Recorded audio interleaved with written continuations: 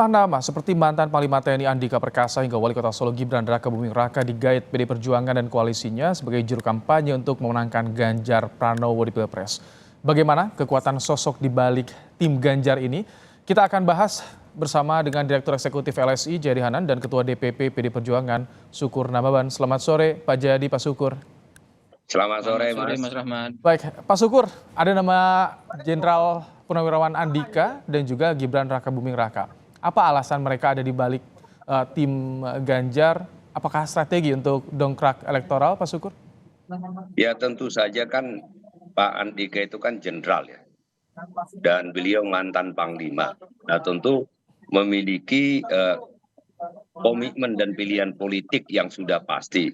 Dan tidak bisa dipengaruhi hanya dengan sekonyong-konyong seperti itu. Nah, berarti kan beliau melihat PDI Perjuangan, Ganjar Pranowo adalah menjadi solusi untuk membawa bangsa ini jauh lebih baik lagi. Apa yang dilakukan Pak Jokowi kan sudah bagus.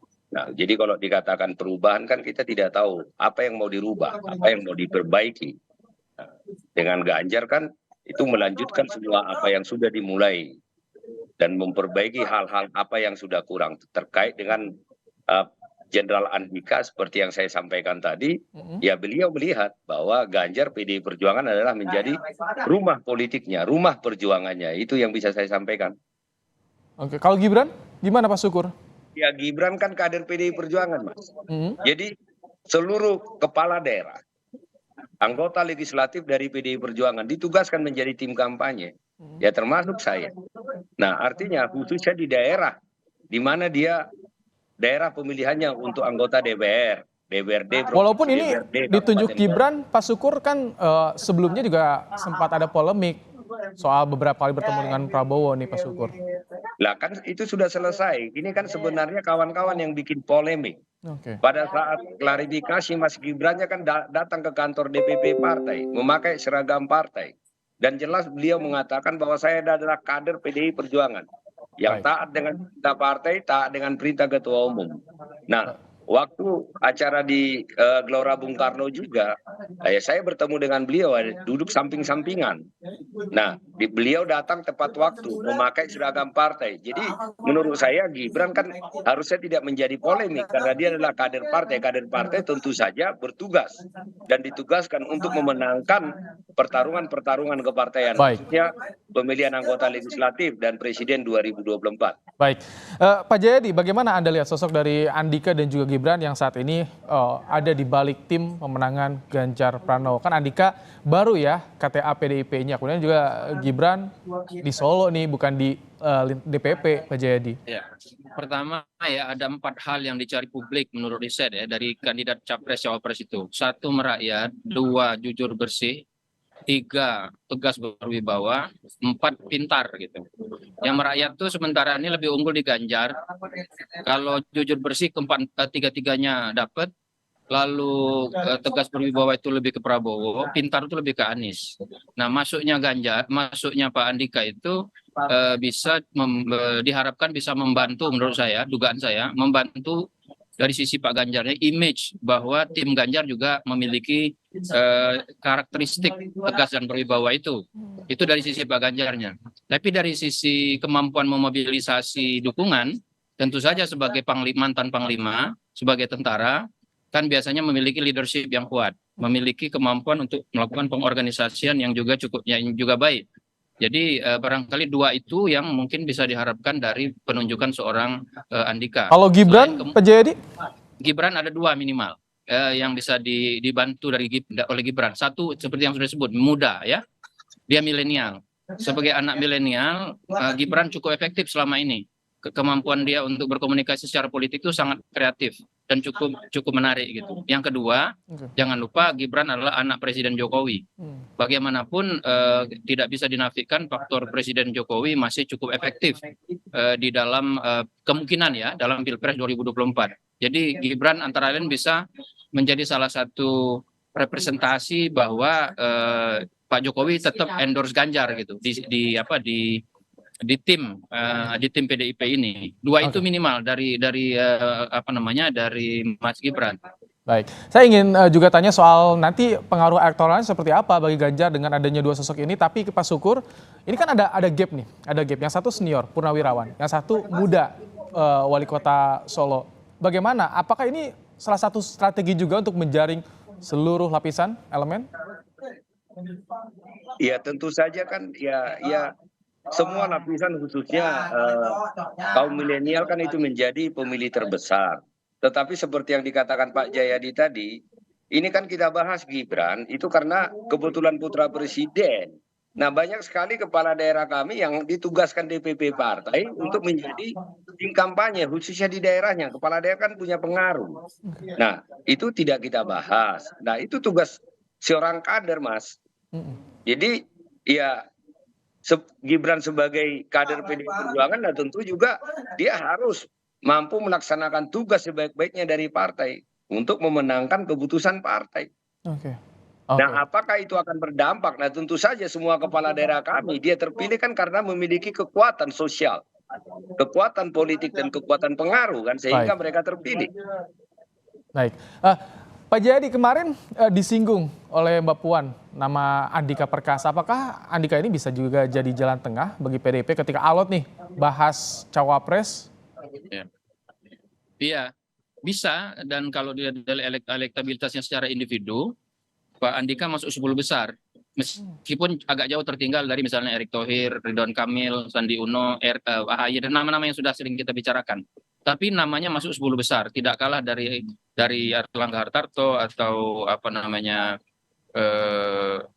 dan Mbak Puan sendiri ya. Jadi kalau misalnya Pak Andika dijadikan salah satu alternatif cawapres Ganjar, cukup masuk akal. Apalagi tadi bisa mewakili sisi ketegasan dan kewibawaan itu, ya, menjadi salah satu karakteristik yang dicari oleh masyarakat kita berdasarkan riset mengenai capres cawapres atau pasangan capres cawapres itu, yang 4 itu, merakyat, jujur, bersih, tegas berwibawa, dan pintar atau punya kapasitas memimpin atau menyelenggarakan pemerintahan. Nah, Pak Andika bisa mengisi kekurangan Pak Ganjar dari persepsi publik soal tegas berwibawa. Oke. Tinggal lagi bagaimana itu dikonsolidasikan ke seluruh wilayah. Masuk dibahas nggak sih Pak Sukur nama Pak Andika ini? Kemarin sempat disinggung oleh Mbak Puan. Sebelumnya emang sudah dibahas? Terkait apa itu? Cawapres tadi. Oh, cawapres. Nah, keputusan Kongres kami itu sudah jelas ya, bahwa calon presiden dan calon wakil presiden itu diserahkan kepada ketua umum. Nah, pada saat ketua umum mengambil keputusan, maka seluruh organisasi kepartaian, 3 pilar partai, apakah dia yang di struktural partai, apakah dia yang di legislatif, dan dia yang ada di eksekutif, dia harus bergerak bersama-sama. Nah, tentu saja ketua umum saya tentu memiliki pemikiran dan perenungan siapa yang paling pas untuk bersama-sama dengan Pak Ganjar memimpin bangsa ini selama 5 tahun ke depan. Tapi kalau dari kader ada suara-suara nggak sih, misalkan menyodorkan Pak Andika atau mau saran gitu? Bagaimana sih Pak Sukur? Ya tentu saja kan ketua umum saya pasti mendengar dari semuanya. Tetapi kami di partai tidak pernah melakukan konsolidasi itu. Kami komandonya satu. Ya pada saat ketua umum mengambil keputusan semua harus bergerak. Karena itu adalah keputusan Kongres. Bahwa ada isu-isu tertentu ya atau keputusan tertentu yang diambil oleh ketua umum dan tidak perlu didiskusikan. Oke. Pak Jayadi, tadi kan selain soal sosok atau karakter yang tegas yang bisa mengimbangi Pak Ganjar, ini Andika ini bisa juga nggak sih untuk mengimbangi konsolidasi yang dilakukan oleh Prabowo terhadap Purnawirawan? Kan sebenarnya sudah ada juga nih Pak Jayadi. Iya betul. Jadi itu sih itu juga salah satu ya, karena jadi selain memberikan karakter tegas berwibawa kepada capres-cawapres PDIP, itu adanya Pak Ganjar Pak Andika bisa juga membantu mengkonsolidasikan keluarga besar ABRI ya. Keluarga besar TNI maksud saya, kok ABRI ya. Tentu saja sebagai mantan Panglima kan beliau masih punya jaringan di kalangan purnawirawan, meskipun sebagai Panglima kan tidak aktif lagi, jadi kalau ke internal tidak bisa lagi tuh. Kalau di kalangan purnawirawan tentu saja masih punya pengaruh, terutama yang segenerasi atau jaraknya tidak terlalu jauh dari generasi beliau. Apalagi jangan lupa Pak Andika itu adalah menantu Pak AM Hendro Priyono kan, yang juga punya jaringan luas di kalangan tentara. Jadi itu kekuatan yang mungkin secara jumlah purnawirawan tentara kan tidak banyak ya dibandingkan pemilih Indonesia, kan tidak banyak. Tapi dari segi jaringan yang mereka miliki ke masyarakat ya, ke wilayah-wilayah, Iya. pengalaman yang mereka miliki itu tentu bisa dimanfaatkan sebagai cara untuk melakukan konsolidasi. Walaupun secara dengan lebih elektabilitas yang tadi dibilang bawah nih, di 10 besar bawah, tapi bisa ngangkat nggak sih untuk elektabilitas secara keseluruhan nanti Ganjar, Pak Jayadi, sosok Andika ini? Sepanjang Pak Ganjarnya bisa tinggi elektabilitasnya, maka peran Wapres itu lebih banyak untuk menopang gitu. Meskipun apalagi menurut saya kalau kita perhatikan berbagai nama bakal cawapres yang beredar sekarang, itu kan jaraknya juga tidak terlalu jauh, tipis-tipis saja. Misalnya antara Pak Erik sama Pak Ridwan Kamil, Iya. itu jaraknya cuma 2%-an. Demikian juga dengan Sandi, AHY dan sebagainya. Baik. Nah, ketika dipasangkan dengan capresnya, itu elektabilitasnya tidak linear. Tidak mesti yang cawapres yang elektabilitasnya di bawah Baik. Pak Erik misalnya serta-merta menurunkan elektabilitas dari capres seperti Pak Ganjar. Jadi Baik. memang ada banyak kombinasi Kami yang tangkap dipikirkan. soal elektoral ini tentu ada juga pengaruhnya yang bisa terjadi. Terima kasih Pak Sukurna Baban, Ketua DPP PD Perjuangan, dan juga Pak Jayadi Hanan, Direktur Eksekutif LSI. Terima kasih telah meluangkan waktu di program Kompas Petang sore hari ini.